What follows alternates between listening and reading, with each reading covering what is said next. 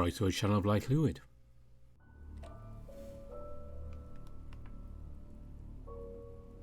It's time to return to the Firefly as we go back on our distant travels. Yes, you're expecting Nevin. I misread their post. It's out on Patreon, so next month we'll be continuing Nevin. In the week we will be having a somewhat shorter Dawn Chorus video, which is why I decided during the week it's not going to be the major one. But here we are with Distant Travels as promised. And of course it was put back a week due to other things happening.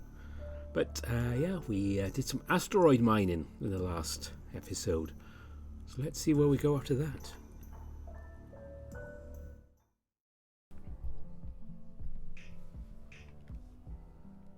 As you make your way to the canteen, you ask Max if he wants to come to the party. Of course, he agrees. He even offers to help. He'll invite people and make sure the observation deck is ready. After planning, your job would be convincing Bruce to help you get something to drink, and to convince Mike to let you hold the party.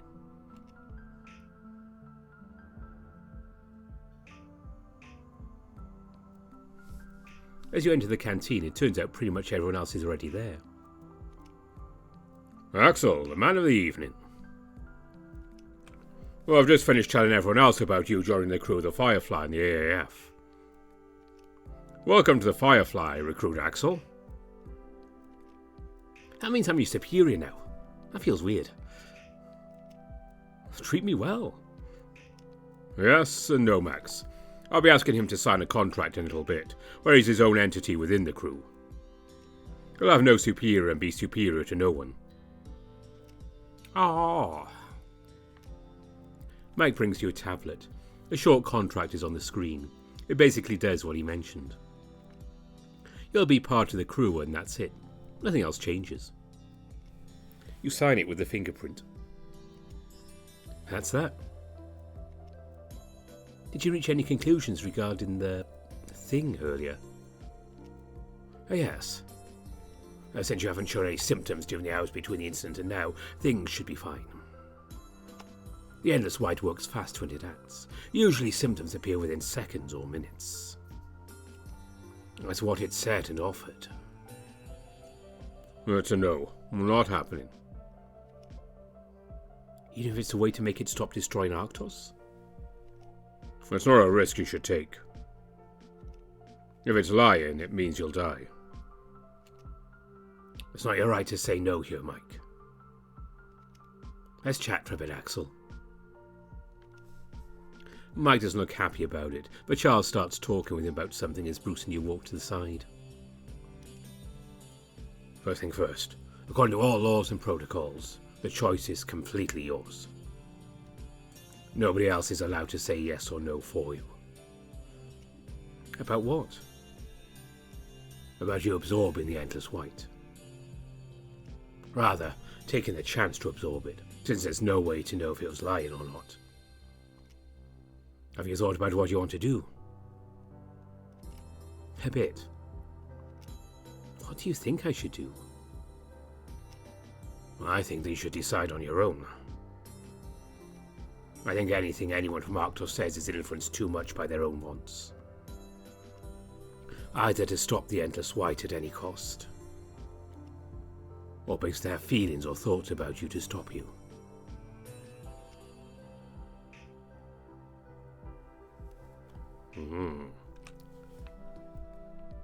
Well, I've been a bit past this decision here, so that's influencing what decision we're going to make. Now, if you're curious about what we're going to do, let's see what happens in the future, but we're going to say, I want to do it,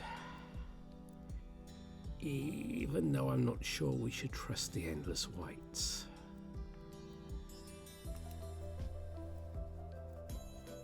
I have a chance to do something real here. I don't think the Endless White was lying. It's spoken to me before.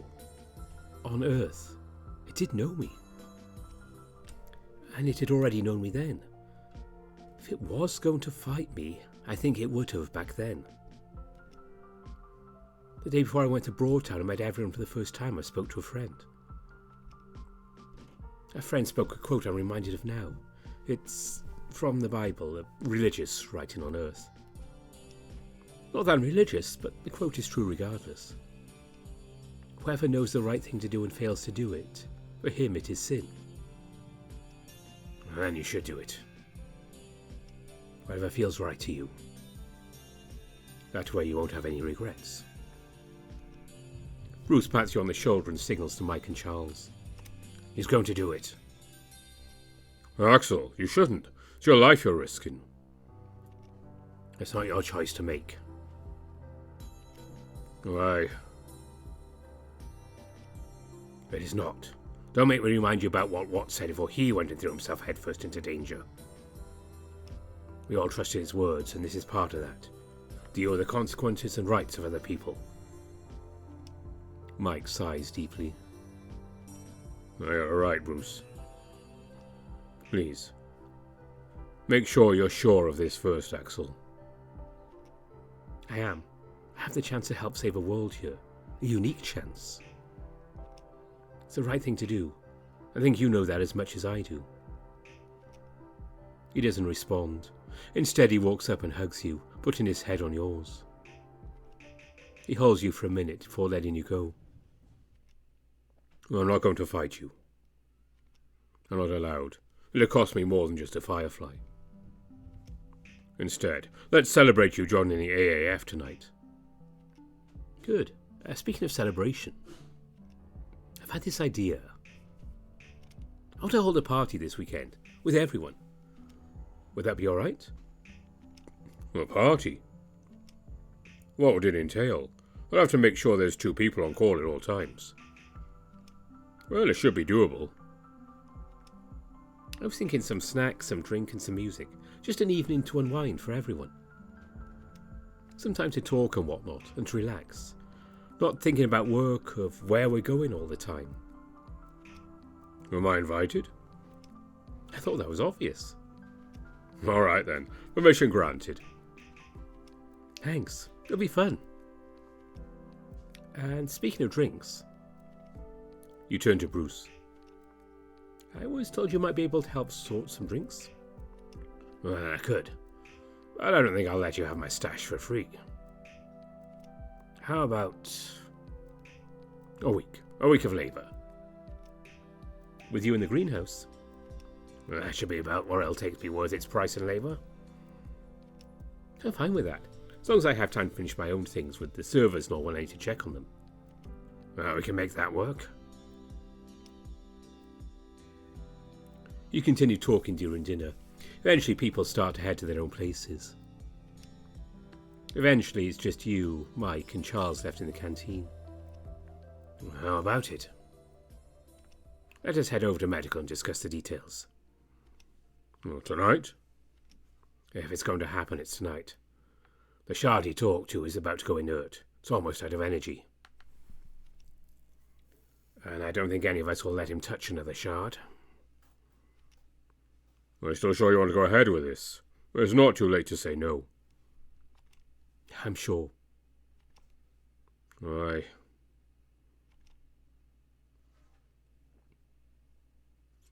Axel. Please, Damn it.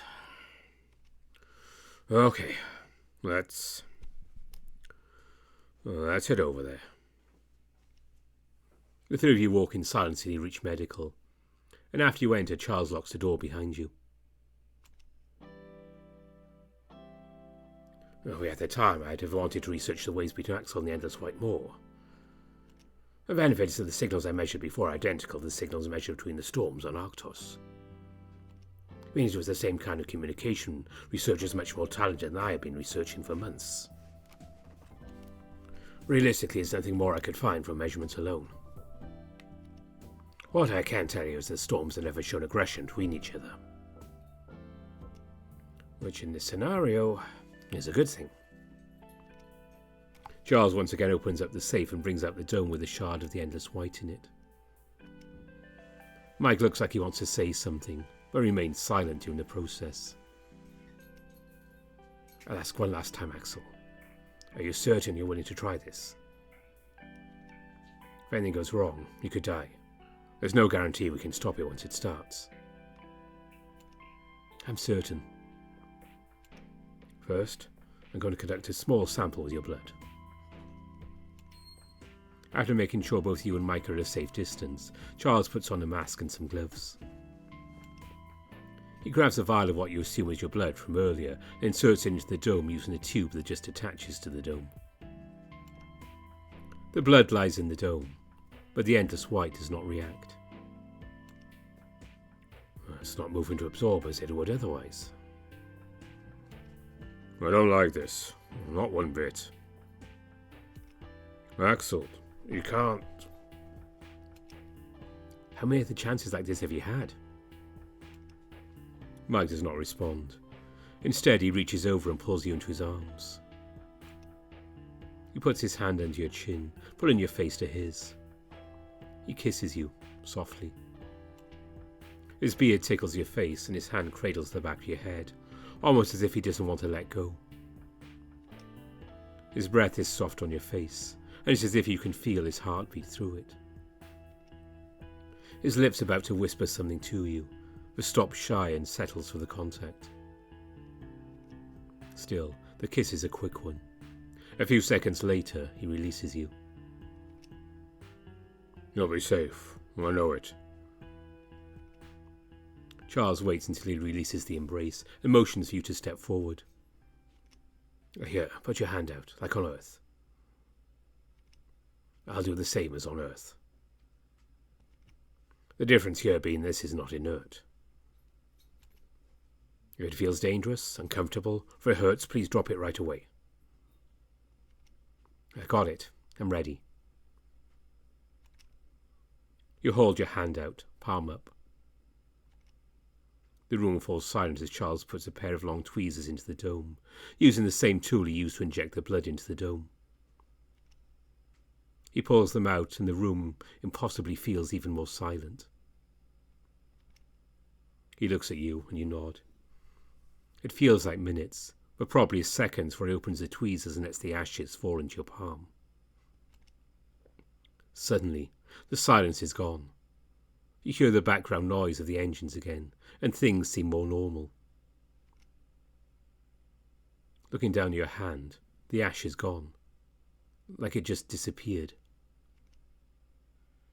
That's it? Oh, I think so. How do you feel?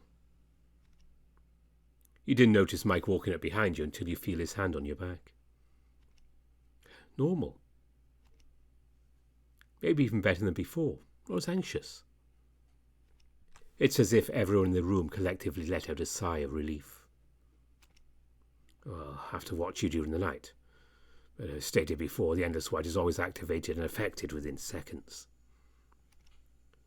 It's already been a couple of minutes. Data states that we should be safe. Charles grabs a bracelet he seemingly prepared earlier. Here, I'd like you to wear this as much as possible. It'll monitor your health and send data to me. For now, it's late. I'd have you stay here, but I get the feeling you'll probably want to sleep in your own bed. Either way, we'll have someone watch you there, or you can sleep in here. I'd rather sleep in my own bed, really. I'll watch him, Charles. Charles nods in understanding. As much as I'd like to run more tests, this is probably not the time. Good night, gentlemen. Mike's hand never leaves your back as he guides you out of the medical into your cabin. Neither of you speak during the walk. As you enter the cabin, he finally lets go of you and sits down in an empty chair. That was risky. Stupid, even. I shouldn't have let you. It worked out, really. We'll have to see what happens next, but I'm sure this will help save your world. I'm grateful for that. But if anything happens to you, I'll be more responsible going forward. It's my choice, remember? You promised me that. It is. Good. There's an awkward silence. Eventually, Mike breaks it. Now that it's done, I need to know. Why did you do it? I made my thoughts on it known. What I'm missing to understand things are your thoughts. I know you told me part of it, but I want to... No, I need to understand. For me, kind of. He raises an eyebrow questioningly, but doesn't speak and waits for you to continue. When it comes to hard times and struggles, I'm good at it. I can take them, keep them with me and wait through it. Then I'll process them after the fact. But I'm sick and tired of waiting and watching them in silence. Enduring is fine and all, and this hard time isn't really mine. I finally got a good chance to just say no and fight back. Strike back at pain and struggles. Even the playing field versus pain. Self-righteous and self-important as it is, this is one time where I can do something else than dodge, bob and weave. Mike starts to say something, but you continue before he can speak. I know that it's not my pain. It felt exactly like my pain has. So fuck it. I'll swing at this instead of things from the past I can't change now. I think that I can understand. I won't say I don't wish you hadn't done it like that. But I understand you. There's another period of awkward silence until Mike speaks again. I'll just be here working. Let me know if you need me.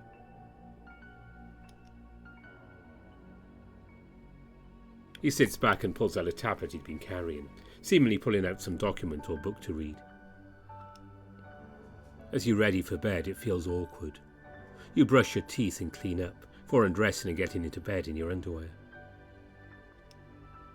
As you get into bed, you bid each other good night, and Mike quiets down, seemingly just focusing on his work.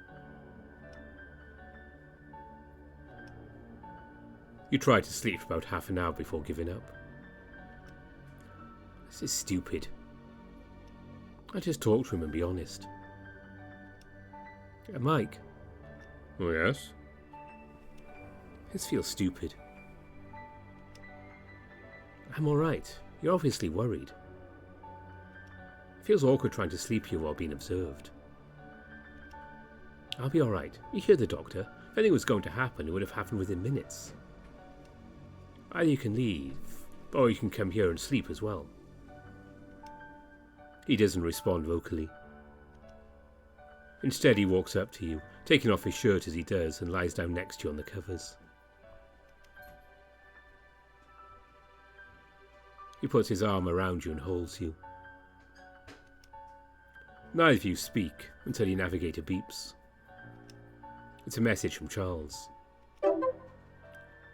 Is everything alright? I'm detecting an increased heart rate. Awkward. All good. Thank you for checking in. I just got in bed. I'm going to take the wristband off. Mike is here watching me.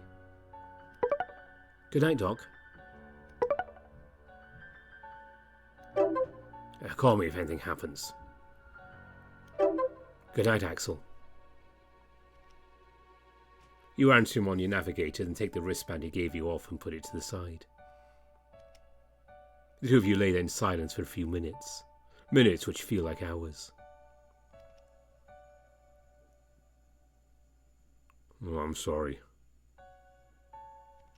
I don't mean to try and order you around or act weird. It's just... I was worried. Truly worried for you. You mean a lot to me, Axel. Even without doing this, you've been a beacon of hope. I was ready to give up before you came into the picture. Arctos was dead. That was it. Instead, it's been step after step of progress. You just existing was a game changer. And that is without you doing anything risky like this. It scared me to think of what might happen. He hugs you tightly, snuggling his face towards your back. And even without all of that, I like you. Your determination, your thoughts. You lose confidence sometimes, I like even that. You know who you are. You know exactly what you want in life. You know your pain as much as you know and have your dreams. It's inspiring. It makes me want to see you succeed. To make you reach that feeling of being alright and getting what you want. I like you, Axel. I really do. So, please promise to never do anything risky like that again. Not when I'm in a position where I'm not allowed to stop you. There's a minute of silence. Please. I don't think I can promise that. There's a chance to save the world for certain. Let's say there's an actual chance to stop the endless white. If I stand there with a choice, I don't think I could pass it over. If you ever get there, we'll find another way.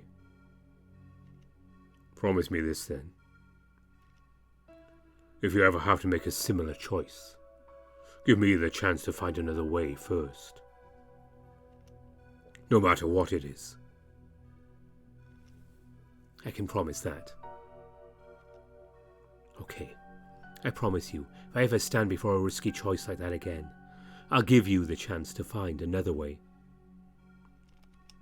A real chance. Thank you. I won't be scared to fight then. He's scared to fight? He seems to work hard for it even so.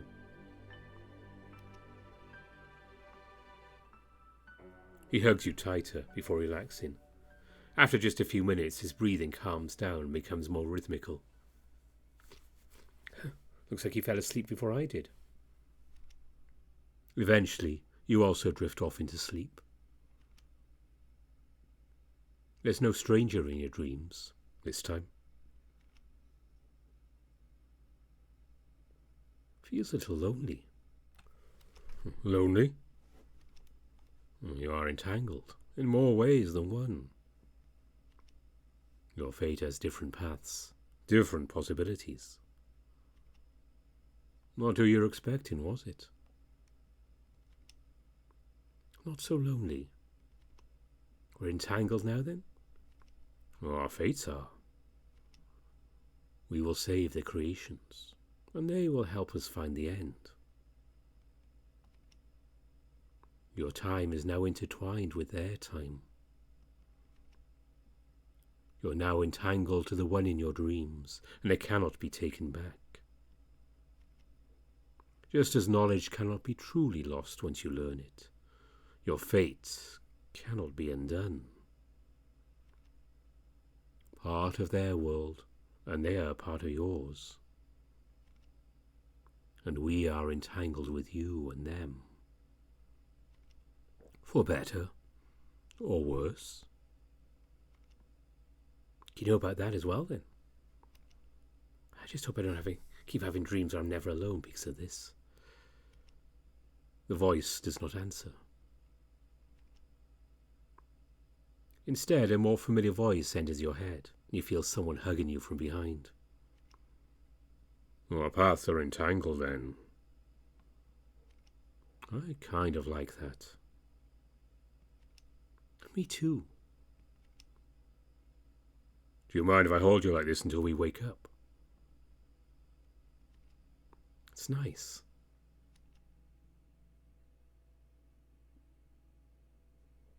As you wake up, Mike is still sleeping. You look over to your navigator and it's still early morning. Well, I'm still alive.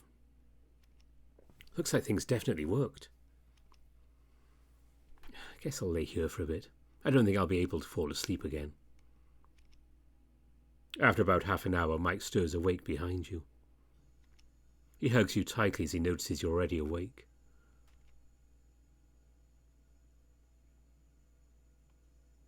Well, good morning, handsome. Thank you for last night. Hey, good morning. I'm still here, after all. I'm glad things turned out okay. Good. Axel. Thanks. You noticed his fur being a little roughed up. Must have moved around at some point during the night. Must have gotten too warm, being all snuggled up like this. As you study him closer, you can't help but once more notice the scars on his body. They're well hidden under his fur. More scars than I thought. Sorry, that's a weird thing to say. Huh, at least they're physical. Comes with having fought for so long, really. I'm just glad they're all from minor injuries. Any ones you remember? He chuckles and smiles softly. I remember each and every one of them. But you're right, some more than others. Like this one. He touches a scar on his shoulder. It's round rather than sharp like a cut. That's one I got when the war just started.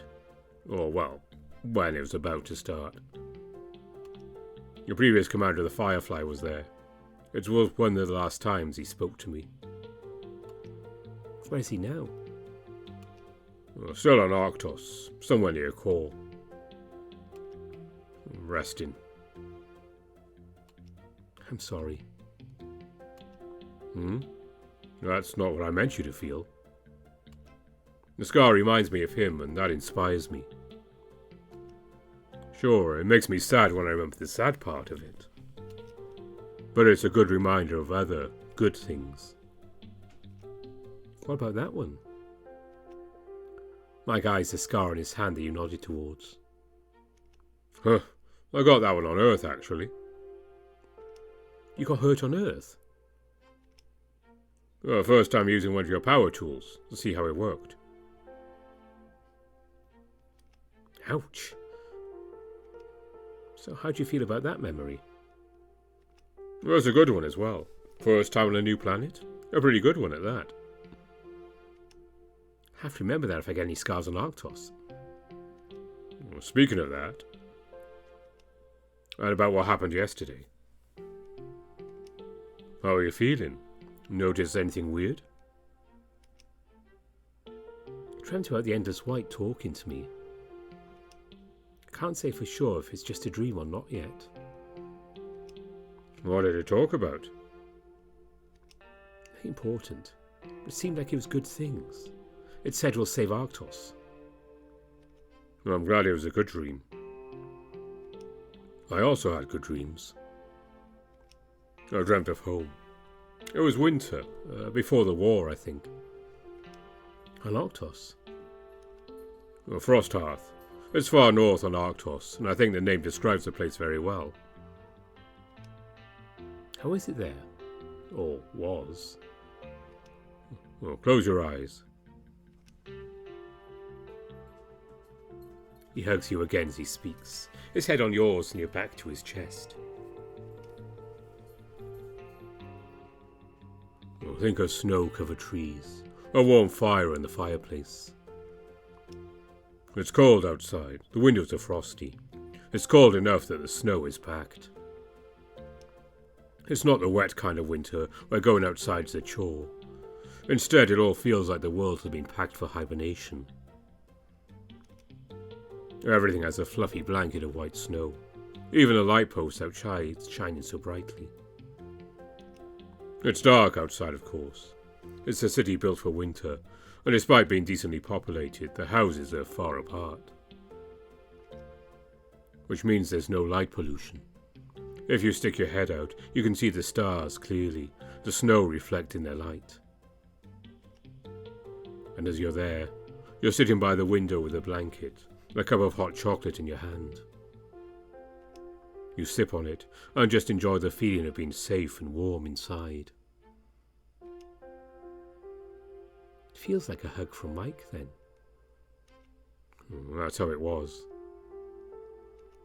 It really does sound nice. Think I'll get to see it when we go to Arctos? Or you can go there if you want, once everything else is done. I like that. If we get everything done. Not if, when. You decided that yesterday. If. Definitely if.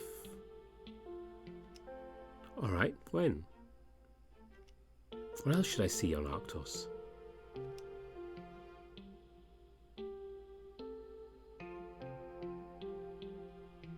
Core, of course. It's a city unlike any other. It's proud and large. With as many people as you can imagine, and then some. There's different areas as well. Metropolitan, suburban. The thing is, they're all so unique and capsuled. It's like walking into a different city for each area. There's something there for everyone.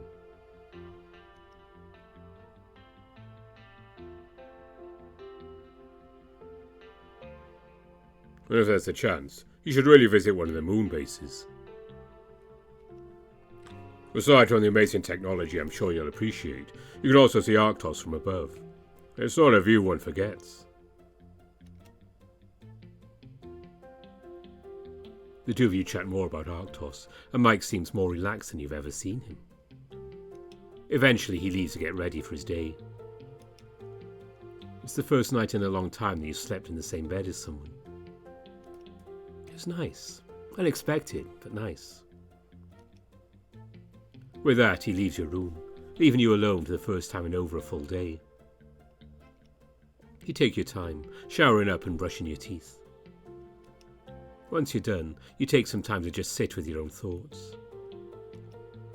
You even try to talk the endless white in your thoughts, but there's no response. Perhaps it was too weak and went inert like the doc said it was about to? Either way, time to get some breakfast.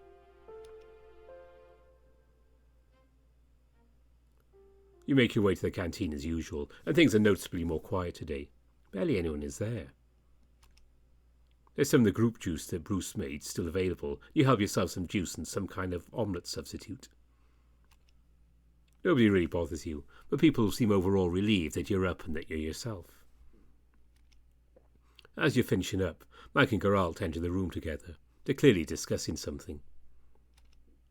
Morning, Axel. Welcome to the Arctos Armed Forces. Thank you, sir. Both Mike and Geralt chuckle. We'll work on that one. Remember, you don't have any superiors here. It's in your contract. Well, except you as the captain. No, it's in his contract. Really? Not sure that will go with the council.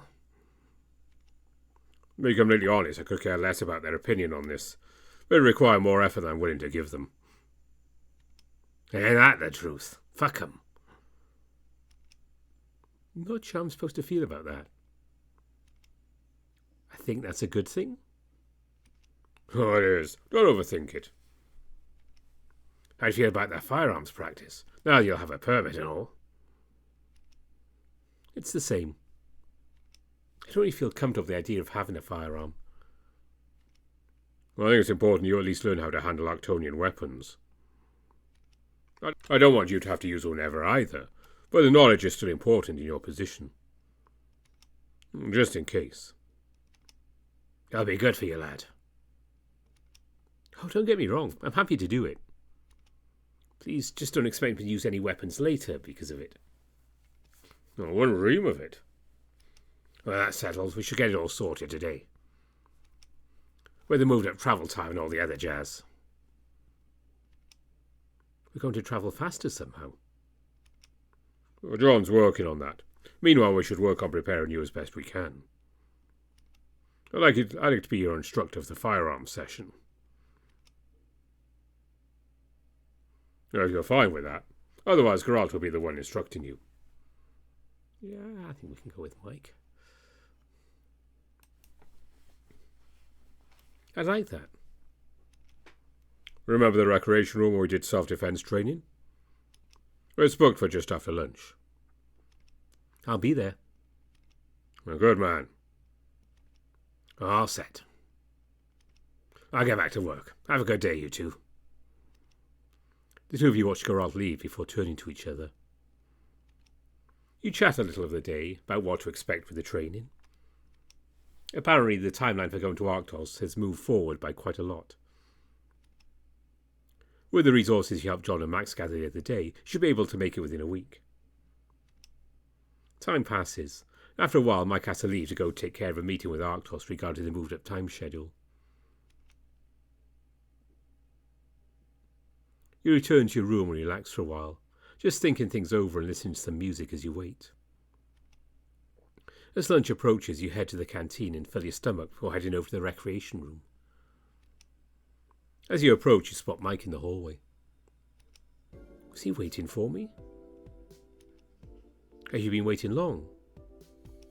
Well, felt like it when waiting, but seeing you, it feels like I could have waited twice as long. Cheesy. Oh, let's head in. I've set things up before you arrived. As you enter the room, you notice some targets set up. They seem electronical. We're definitely not shooting real weapons in the spaceships, that makes sense. Ready? As ready as I will be, I think. He motions you to come over to a table on the side. He then brings out what looks like a handgun. Unlike Earth, where most weapons are designed to maim or kill, weapons from Arctos generally have two modes. One is to disarm. There's usually something like an electric jolt or a numbing agent, or a mild poison to make the target dull and slow. He shows a switch on the firearm he's holding. It's on top of the gun.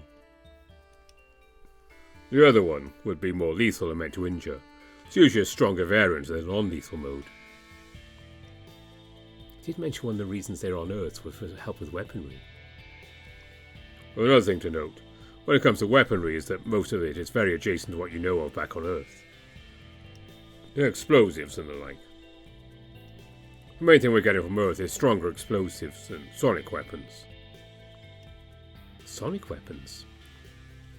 Well, soundwave weapons.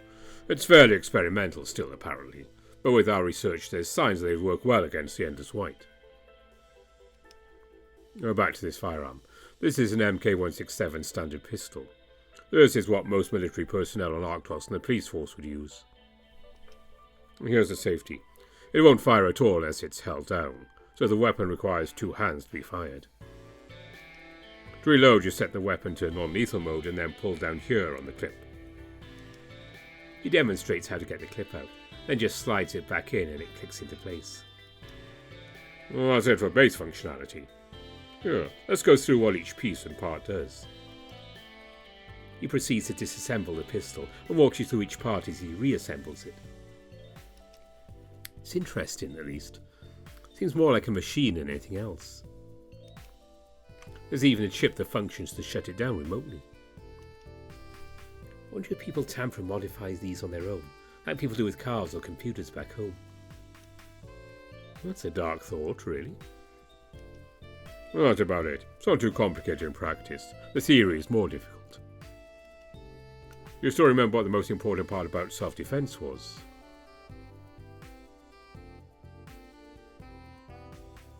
I did record this last one a couple of months ago. I think it was always have a plan. To always have a plan, I think. He smiles widely and pats you on the back. Exactly. I'm glad you remembered. It's the same when it comes to this. If you always have a plan, you're in a much better position than if you try to wing it. Regardless of how simple or complicated the plan is. He proceeds to put the firearm back into his holster and brings out another pistol. This here is a training pistol. Feels the same as a regular one. As you can see, the tip is bright yellow. When it shoots, it instead shoots a weak laser meant to signal targets that they were hit. For people or other objects, it's harmless, except for things sensitive to light like a camera lens. The safety and the reloading is exactly the same. Of course, this one runs on batteries and just simulates running out of ammunition. So, to reload, you take the clip out and just pop it back in. You know a lot about these. Well, that's my job. And it was a bit of an interest of mine before that. You were into guns before you joined the military? Well, not guns specifically. I was into marksmanship. A friend introduced me to it. We'd go to the target range and practice a couple of times a week. Turns out I had some natural talent for it. I even joined a few competitions. Learning about the guns came as a side product of that. What do you like about it? He smiles at your question. Well, it's the focus. While I'm aiming, I want to make it perfect. It's one of the very rare times my brain just automatically shuts everything else out. It's just me and the target, lining up the perfect shot. Speaking of, I think it's time you try it. Okay, how do I do this? Well, here. He guides you to a table across the room for the targets he's set up. First, try sitting down in this chair and put your elbows on the table. Use them to steady your shot. Take your time and fire a few shots until you see the target light up blue. That means you hit a good shot. He steps back and stands behind you, crossing his arms as he observes. This feels weird. Guess I'll just try. Just shoot. You'll be fine. Meanwhile, Mike is wordlessly watching as you get a feel for the gun and eventually take aim. Your first shot misses. It's not as much recoil as I imagined. Well, it shouldn't be. Not like earth guns. How did that feel? I'm not sure what to say. I just pulled the trigger and missed. Slightly awkward, but probably because it's my first time. Well, that's good. Try it a few more times and see if you can hit the target. If you're struggling, try closing your non-dominant eye. You try a few more times. Eventually you close your left eye to try his advice. This time you hit the target on your fourth attempt. Nice, good job. That wasn't too unlike laser tag. I'm not about to say that out loud. How about you stand up and try to hit the target now? Here, take a stance like this. He stands with his legs apart at about the same width as his shoulders, one leg slightly in front of the other one. He then takes his own firearm from its holster and holds it out in front of himself with both hands, at eye level, pointing it towards the target. When he seems satisfied you've seen what he meant, he puts the gun back into its holster and steps back. Just like this. You mimic his stance with your training gun. Exactly. Remember to keep the safety pushed down and try it. You tried a few times, but none of your shots seem to connect. The training gun even refuses to shoot, and you figure out you have to mock reload it. After that you try closing one of your eyes again. It makes no difference. Here, let me show you. He walks up tightly behind you, putting his chest to your back and his arms around yours. Just like when we played laser tag. Somehow this feels more intimate though. His voice is calm and low as you hear it just at your ear. Oh, like this. Steady your core. Lean back into me. You lean back into his chest, using him as a support until you figure out what he means and tense your core a little. Oh, just like that. Perfect. Now, steady your arms. Keep your elbows slightly bent. His arms extend along yours and his hands land on yours. He's warm and his fur tickles your arm a little. Feeling more steady? You don't respond at first, feeling a lump in your throat and the feeling of a blush covering your face. Does he realise what he's doing? Of course he does. What now?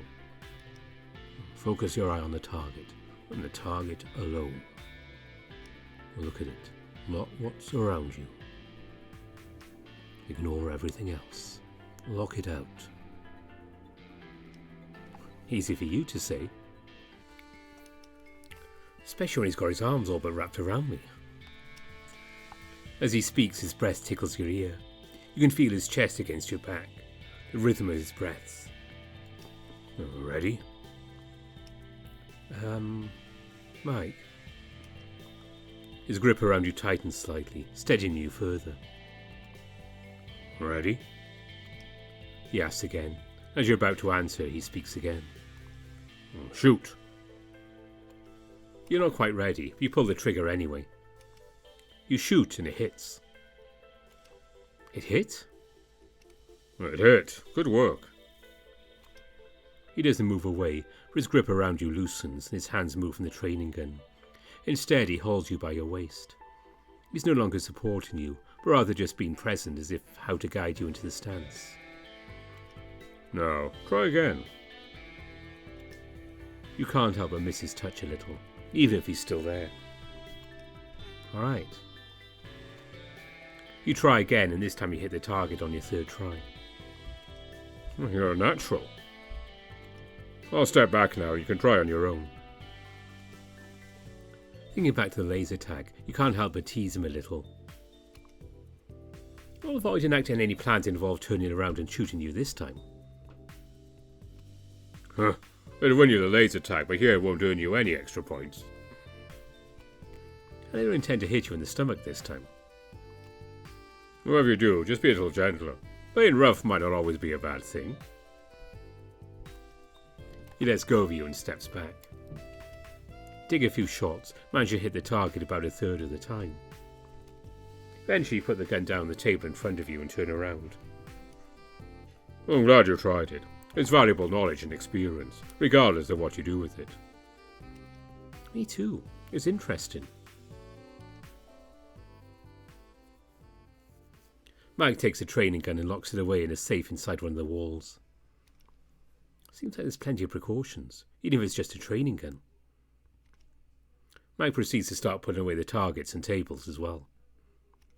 This time you start helping him, so there's nothing you need to know about setting it all up. Any thoughts on the entire thing? What entire thing? Like the entire mission or the training session? Well, mainly the training session. If you have thoughts on the mission, I'd love to hear those as well. The session? I don't have too many thoughts. Was it like this when you first learned? Well, my instructor wasn't subtly flirting with me in the same way, nor as touchy. Aside from that, pretty much. It was different when I actually joined the military, though. More rushed, more strict. It was as the war of aggression was in full swing.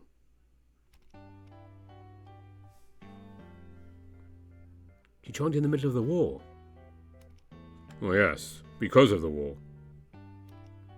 I had enough when students I taught years before were dying in a war for no reason. I've either had to do something to stop it. He lets out a deep sigh, and his vision is unfocused as he's retelling his story, clearly focusing on his memories. So I joined up. I signed up. I had the weapon skills and I was good at leadership already. I even had the connections. I rose fast within the forces. Eventually I played a part in the end of the Erebodians too. The Erebodians?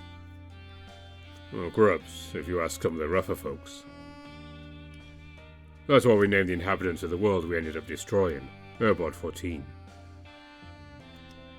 By the time our leaders were convinced there's no other way. Our world had started the war and nothing was slowing down. I wasn't so sure. Nowadays, they're not so sure either. He looks at you and smiles a sad smile. I wish I'd had the experience I have now back then. The experience I gained after going to Earth and meeting you. I hope that doesn't imply that Arctos would have attacked Earth. Oh no, never. When Charles found Earth, the first decision was to have the Firefly handle it. Before he told the Council. That way we'd call the shots, and avoid another tragedy. Not that I think Arctos could afford it, seeing what I've seen on Earth. That's true. Humans can be brutal. It's grim, isn't it? War. It is. So why did Arctos end up attacking the Erebodians?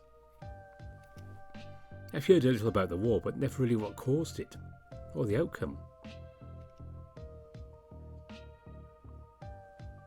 Well, you certainly want to know. You'll think of me differently after. I do. I deserve to know all the facts going into this. That you do. He stands by the window as he continues, looking out as if looking for answers in the stars. Well, first, the ones from Arctos who found and engaged the Abodians didn't make it back to report. They went there and nobody made it back home. They all were lost. That doesn't add up with what you heard before. There was an outroar among the people. A hostile world, the news said. The council at the time didn't instantly retaliate. Rather, they sent researchers and more fighters there and took a closer look at the situation. They apparently decided to. It's unclear exactly why. I personally think it's because they couldn't understand them. Wouldn't that make it so that the Abodians started it? No. It was later proven that the crew that went there were lost due to stumbling into a dark void between the two worlds. They shouldn't have gone there, but they did. Then they were lost, and their ship wasn't found until years later. About when the Endless White appeared to give you some scope of the timeline. Guess I finally understand why Max has an important job as a space navigator. You're not sure what you think of trusting Max with your life like that, but everyone else seems fine with it. That's what actually happened on Urbod when Octonians properly made it there. I wasn't involved for the first half, but I'll tell you what I know. From my point of view, of course. Everyone seems to have a different idea about what happened. I'll tell you what I know from a dear friend who was there. I'll keep that in mind. It's clear it's something that weighs heavy on him, and his eyes are focused on the stars outside the window as he speaks. He speaks slowly, he's pondering every word before saying it. The way of life. Rather, the life itself was so different from ours. That's why the Arctonians who attacked did it, I believe. It's like they couldn't latch on to anything about them to relate to. Imagine explaining breathing to a being without communication who also doesn't breathe. Imagine seeing a colour and wanting to describe it as someone who's never had feelings. It's next to an impossible task. A picture of when you first met Max forms in your mind. How your mind just couldn't comprehend him at first. This seems even more difficult than that. Everyone perceives things differently, but the Abodians were like they didn't exist in this time. It's hard to describe the relation, but they didn't eat, they didn't sleep, they didn't even need oxygen. They didn't need communication to understand us, but in turn, we didn't understand them. They let us roam free for a while and explore and research. Our researchers even tried to take something similar to a tissue sample, but the tissue just disintegrated after they took it. And the Abodians didn't react. Like they didn't feel pain. They probably didn't. That's my hope. Were they even alive? Mike seems to think so. The council decided that they weren't sapient enough to interact with. And thinking that they killed the first crew that went there, they judged that they were aggressive. Despite, as proven later, them never hurting anyone. The force was eventually sent there to eradicate them. Unknowingly to the force at the time. We thought it was a research mission. And that, Axel, is why I said you would judge me. We were stupid. Incredibly so. Of course, this is all things that came up after the fact. During, Well, there were too many guesses and speculations. But I'm getting ahead of myself. Erbod wasn't destroyed until the Endless White already appeared. Almost no facts or evidence was reliable at the time. They didn't fight back. How was it a war then? Well, not everyone on Arctos accepted the fact that we attacked them, or how we handled the first interactions at all. Our government split and factions were created. The current government of Arctos is the side that disagreed with the war. This is just after I joined up with one of the factions. After the Civil War started? Yes, because of it. And in the midst of that war, as it was just starting to slow down, the Endless White showed up. And of course everyone thought he was sent by the Erbodians. He quiets down for a bit, in deep thought, as if deciding if he should proceed or not. So I ended up putting the final nail in the coffin for the Erbodians to save Arctos. The research mission, as the council put it. It almost sounds like he thinks he's personally responsible for it. He is. He said he ended their world. And looking back, I was so sure it was the right thing. That we could prove things and calm the war down. With the facts in hand, however, I know that's not the case. Instead, I turned myself into a monster to end the civil war Arctos created by fighting imaginary enemies. The experience gives perspective and all. I just wish I'd changed my perspective before any of that happened. There's another moment of silence. There you have it. I'm not a good person. Not even close. It's understandable if you hate me, or you want to step back from anything knowing this. I don't hate you. I wasn't there. And knowing you, you must have thought something else when it happened. Well, I'm not going to justify anything. The facts are as they are. Despite anyone thinking they were destroying our world or not, I had the option to not help pull the trigger. At the very least, I should have been more skeptical. You walk up behind him and put your arms around him, hugging him. What if you told me more about why you did it? From your thinking and not the facts. His hands fall on your arms, his thumb rubbing your forearm as you hug him. Well, at the time, I felt like the war had to end, or our world would truly end. Two large parts of our worlds were fighting each other, constantly escalating. Friends were dying, every day. Innocents caught in the crossfire, the numbers increasing every time. And then, when the Endless White appeared, it seemed as if the Erbodians had escalated. We traced it as far as we could with what time we had, and it came from space. From the direction of Erbod 14. Then the split council approached the faction I had joined, the rebellion, with an offer.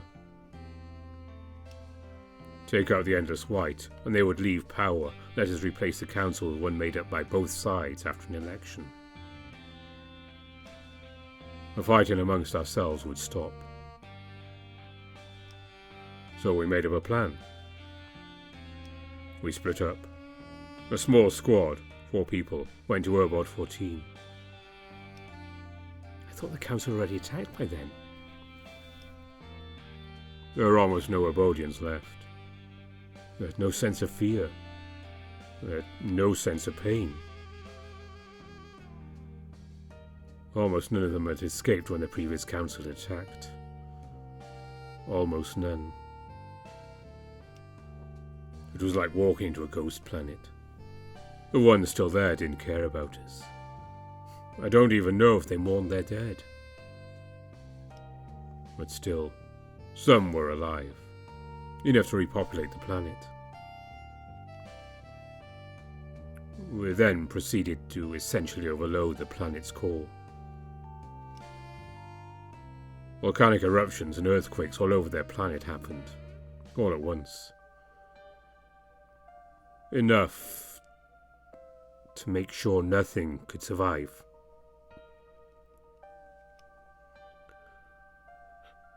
At the same time, the rest of the Firefly back then would combat the Endless White. At the time, there was just 2 storms of the Endless White on Arctos. One side succeeded, and I made it back from Erbod 14. And the Council half kept its promise. They replaced half the Council with a voted segment. That's the part the Firefly is part of, by the way. He sighs and moves your hands from his waist before turning around. There you have it. The war of aggression, from the villain's point of view. What about the Endless White?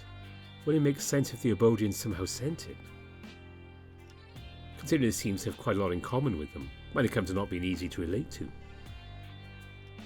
Well, initially, yes. And looking at the direction it came from. But as we probe deeper after the fact, we realise the Endless White had never been on Erbod 14. No trace of it, no trace of the storms or waves it leaves behind. Even Earth had some trace of it.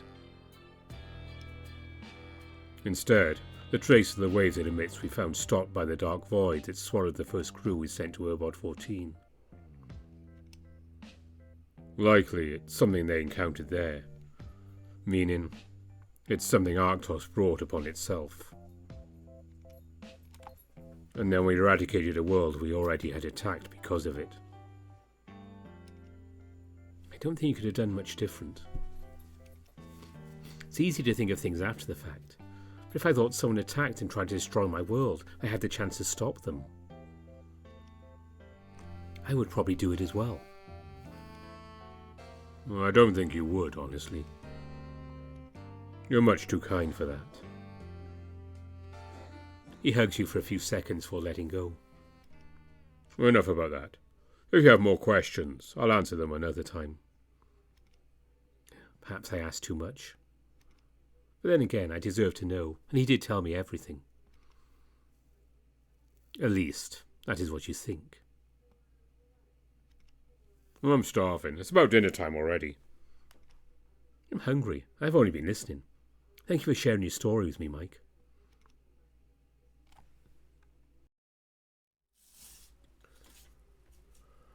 Wow, that was quite a bit of lore there. Well, we'll leave them as they go to dinner for now.